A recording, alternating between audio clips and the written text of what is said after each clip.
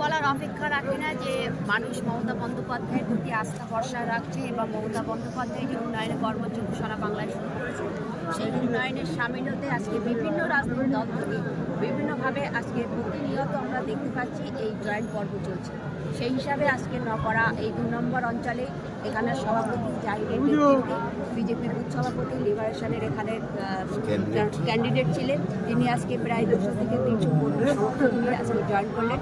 তৃণমূল কংগ্রেস পরিবারে তাদেরকে আমরা স্বাগত জানাই এবং এটা আমরা নিশ্চিত করে বলতে পারি এলাকার সম্মানীয় বিধায়ক তথা রাজ্যের ক্যাবিনেট মন্ত্রী তিনি আবারও চতুর্থবারের জন্য আসবেন এবং মাননীয় মুখ্যমন্ত্রী মমতা বন্দ্যোপাধ্যায় চতুর্থবারের জন্য আবারও বাংলার মুখ্যমন্ত্রী তেনাকে মস্তিষ্কের মানুষ বলে মনে করি না, কারণ তিনি একটা সময় এই দলের সর্বোচ্চ বিভিন্ন পদে আসীন ছিলেন। আজকে কখন কোথায় কি বলছেন তিনি একটা সঠিক কথা বলছেন না, কারণ আজকে লোকসভা নির্বাচনের আগেও বলেছিলেন আমরা বাংলা দখল করব। লোকসভার মিলিতে আপনারা তার ফলাফল দেখতে পাচ্ছেন। আবার 26-এ তারা আশা করছেন যতগুলো সিট আছে ততগুলো সিট তারা পাবে কিনা আগামী দিনে সেটা